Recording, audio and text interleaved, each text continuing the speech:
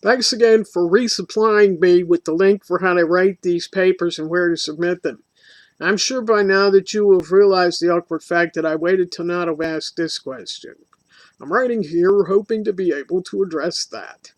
The reason I did not get to work on one of these papers is the fact that I don't think I could write anything about my current or present life or transitioning progress that would compare favorably to those submitted by people whose pre-senescent lives were lived 2 or more decades into the World Professional Association of Transgender Health Standards of Care, WPATH for short, and social media later than mine, given that this is the first thing people would notice, of course. So, my suddenly becoming apparently anxious to submit a paper the last week before the deadline was not netly a symptom of radical procrastination, but a last moment pang of misgivings that I was so close to letting this deadline go without submitting anything at all. I feel at least a net or residual obligation to have submitted at least the following reference information regarding my experience as a non-binary sensulato, FTM-AFEB transmasculine person. To explain what I mean by sensulato, I mean that my degree of low presentation is a function of what I can access rather than what I would have aimed for, even if that's the opposite of the traditional meaning of non-binary. I've already started groups to try to attract anybody else identifying this way to avoid crossing work streams with the mainstream that doesn't. If you can put this as a footnote, tell your readers that when I was in high school, first a Catholic high school, then a public one, that first in the first school, I was taken behind closed doors in the office and brutally badgered with the aim of getting me to sign myself into involuntary commitment after I bought masculine glasses.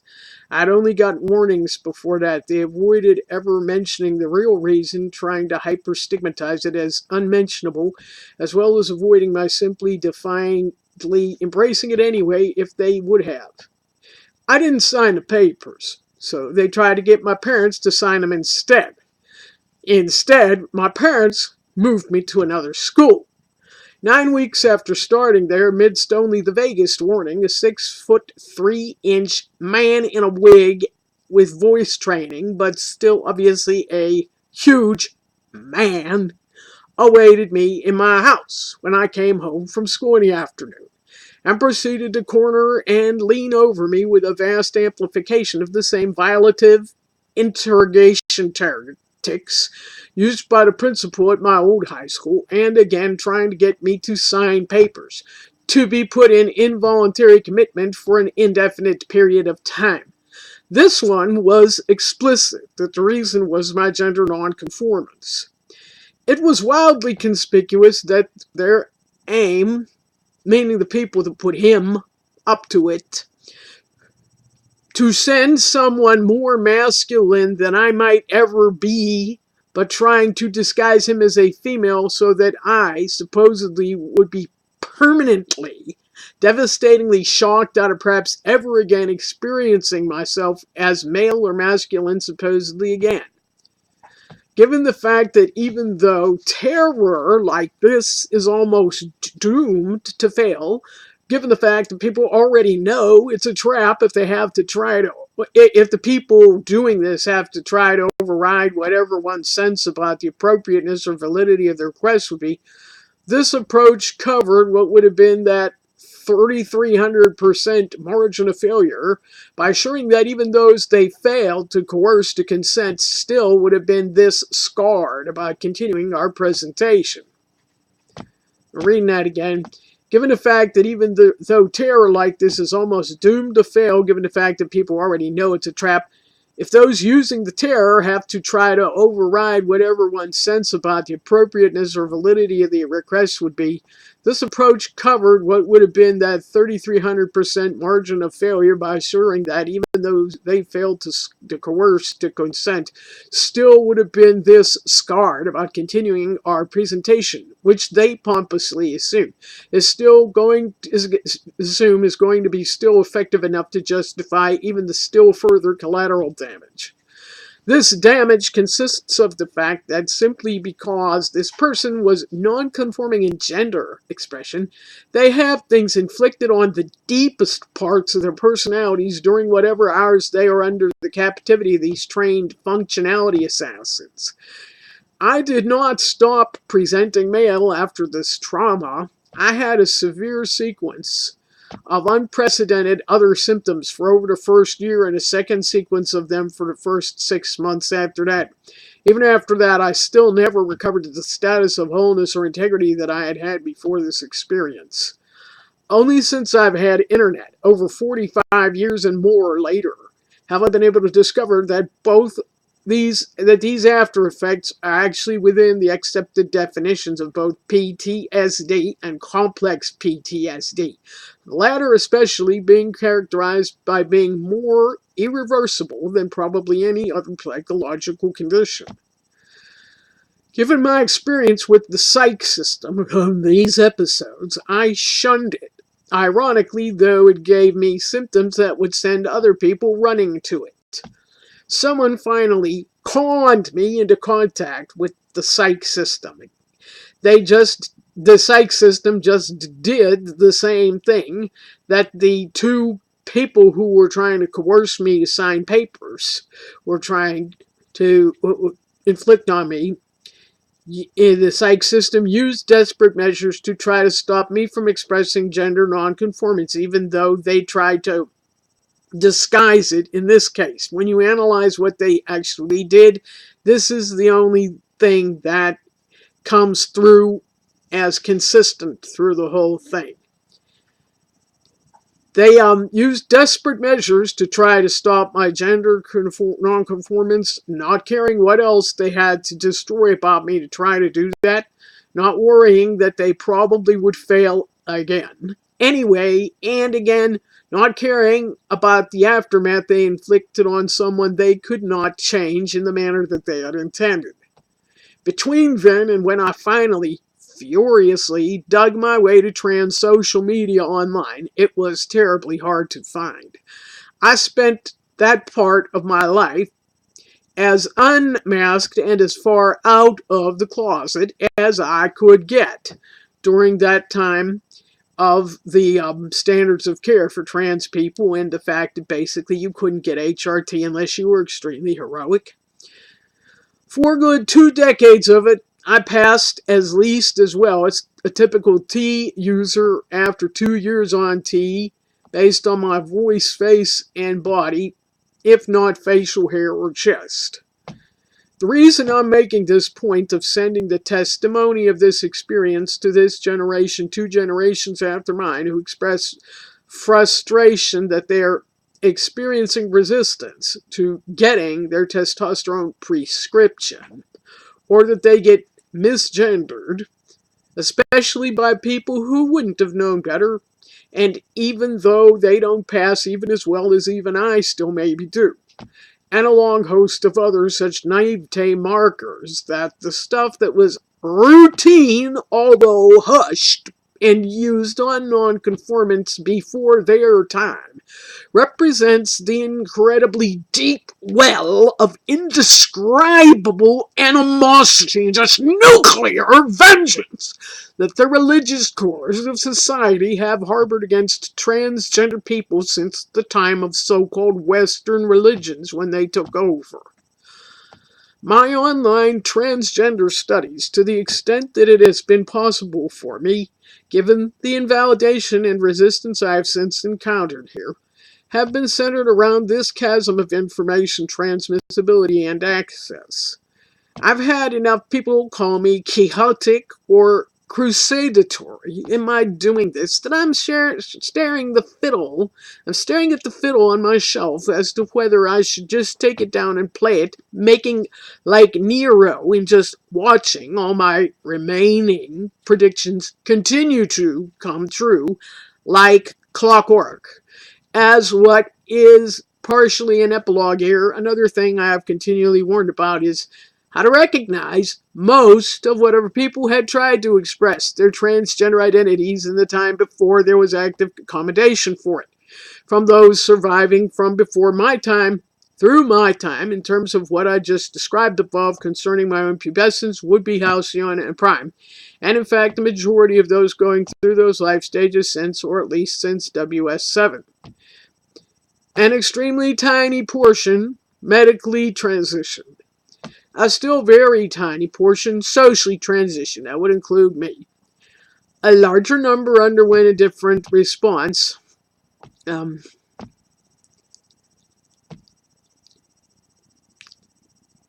vast majority, corresponding to the vast majority of those talking online about it since WS7, would have been masking it and trying to forget it ever happened.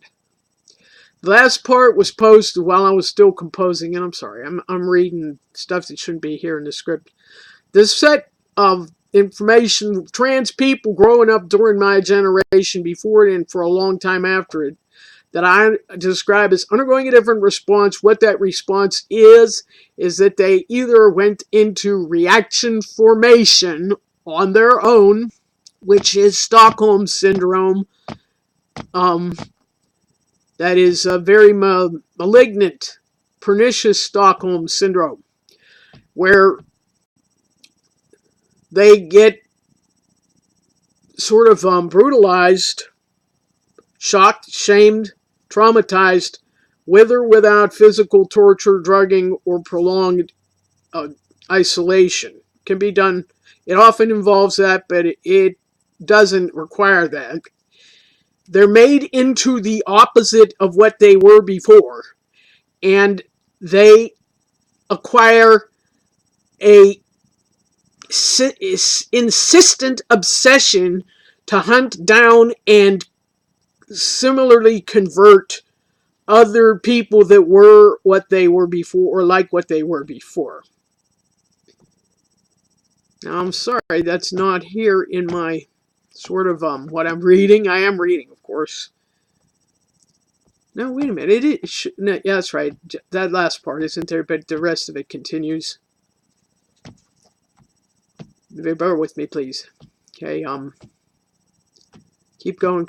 Yes. The response of, I think, that a moderate portion. There's the people that transitioned medically, the people that transitioned socially, the part on the bottom, which is corresponds to most of the people who are transitioning today, who wouldn't have a clue about what it's like to encounter the furious resistance that was standard in 2 generations before them, and probably the 1 generation before them, is that there was this tier between the masses and the ones who medically transitioned and some of the ones who socially transitioned. There's an overlap between the ones who socially transitioned and this other group, and some overlap between this other group and the ones who medically transitioned, because the attempt to stop us was hit or miss, was incredibly massive, but they were still grasping at straws, trying to terrorize people into signing their rights away. People are going to know that's what it is, and even when they're crying and delirious, they're still going to say no most of the time. But there's going to be other times where somebody's going to grab their hand or forge the paper or do something else that they do get forced into it. And it could be the shock, the trauma alone could put them into reaction formation. That's what they tried to do to me, knowing that the chances were I wouldn't have signed a paper, and I didn't, twice.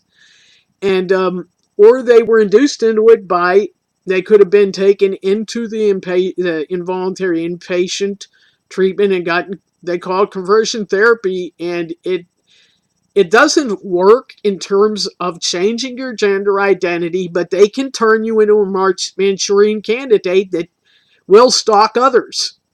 You will not be like that freak they send to my house. I called him because he was really betraying the trans identity in per se. But if you would have seen him, you would have politely gendered this person with feminine pronouns. I mean, you would have probably known this was a trans feminine person, not a genetic, born female. And if this would have been anybody who was like, I transitioned and I am female, again, you could say this was an instance of true scum, and that the only problem that they had with me was that I wasn't doing it as well as they did, not the fact that I was trying to do it in the first place, express my identity. And that's one of the reasons that true scum are particularly bad. Um, so I'm saying that there's a very significant portion of the trans population that is a marker from going beyond 2 generations. We still have survivors from that period, that cohort, 2 generations, which is mine, and 1 generation, and probably beyond that, where they get conversion therapy and they come out as Manchurian candidates, or that they just got shocked shocked cis normative, and they want to be safe, so they're going to act like they hate transgender people. And there's actually pictures of this online. There's a video of this online, one person who is very conspicuously acting like that. Now, I can name some very specific examples of people in my own life that exemplify this, including the principal at that old school. She had the conspicuous tail of suspiciously very short hair, not like shaved on the back or cut with a clipper on the back or cut out around the ears, but it was more male than female. And she was fat. I'm not saying, I would not want to use a compliment on this person, but she was fat. I wouldn't use fat as an insult, but I'm saying that it's a marker for her that she didn't have any signs of trying not to be fat. Okay, so that this is generally present in FTMs who are not trying to look feminine. Okay, if they have any genetic tendency to gain weight, and it gets blamed on testosterone. A lot of us will have high testosterone. Oh no, that's a myth. Or they say, I never heard that. Well, I'm not going off a tangent there, but I mean, this is one of the. She had those tells, and she didn't wear. I don't think she wore any makeup, and she didn't wear anything that was clearly feminizing in terms of what she wore. Where am I on my page here? Okay, next is a clinician they sent up to that new school to size me up before they sent the gargantuan marauder to my house. And then she had the classic look of a butch lesbian, which temporarily made me feel a little bit assured, and that was probably part of the aim, was to lull me into trusting her more than I would have trusted the people who sent her, who would have been probably working with the ones who were doing this to me from my old school. So of all the people that I've met, this is moving on. Sorry for sort of settling or rambling anywhere there.